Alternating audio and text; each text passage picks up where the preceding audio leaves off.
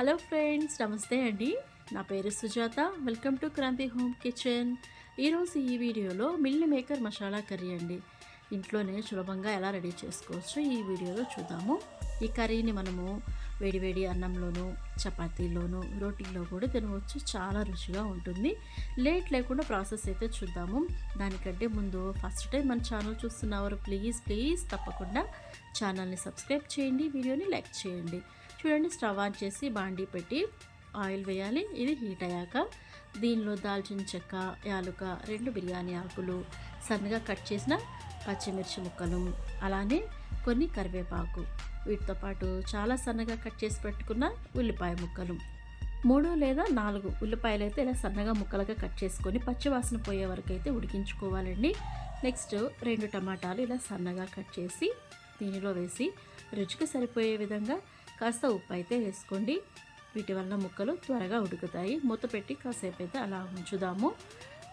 Next meal maker చెప్పాను కదా, మొదటగా వీటిని శుభ్రంగా కడిగి వేడి వాటర్లో వేసి ఒక 10 నిమిషాలు ఆగాక శుభ్రంగా గట్టిగా పిండేసి వాటిని 2 ముక్కలుగా లేదా 3 ముక్కలుగా ఇలా కట్ చేసి అయితే వేసుకోండి.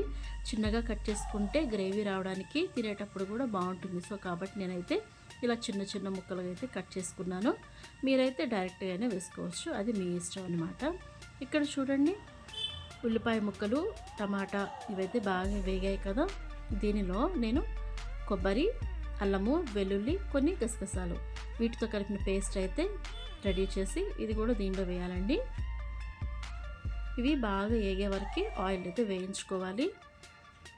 ఆయిల్ సపరేట్ అయింది అంటే ఈ మసాలా కూడా చక్కగా ఉడికినట్టే.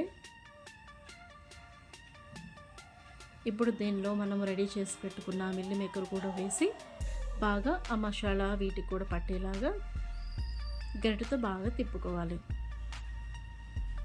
వీడియో చూస్తున్న వాళ్ళు ప్లీజ్ తప్పకుండా ఛానల్ని సబ్స్క్రైబ్ చేయండి.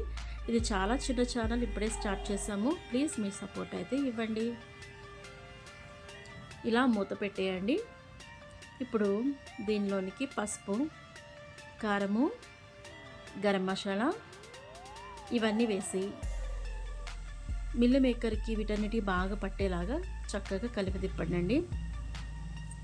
మనము మిల్ మేకర్ వేయడం వల్ల ఆల్రెడీ చాలా వరకు డ్రై అవుతుంది. ఎందుకంటే కర్రీలో ఉన్న వాటర్ అంతా మిల్ మేకర్ పీల్ చేసుకుంటుంది కాబట్టి కొంచెం డ్రైగానే ఉంటుంది. అయినా పర్లేదు. జస్ట్ ఇలా అన్నీ వేసాక గ్రేవీకి సరిపోయే విధంగా వాటర్ అయితే ఇలా యాడ్ చేసుకోవాలి. మొత్తం ఇలా కలుపుకున్నాక చివరిగా పైన ధనియాల పౌడర్ కూడా వేసి గరిటెతో ఒకసారి చక్కగా మొత్తం సమభాగంలో ఇలా కలుపుకొని మూత పెట్టేసి ఒక 10 నిమిషాలు అయితే అలా ఉడికించండి. చూడండి, వేడివేడిగా గుమగుమలాడేటువంటి మిల్ మేకర్ మసాలా కర్రీ అయితే రెడీ అయిపోయిందండి. చాలా రుచిగా ఉంటుంది. ఈ ప్రాసెస్ మీకు నచ్చితే ఖచ్చితంగా ట్రై చేయండి.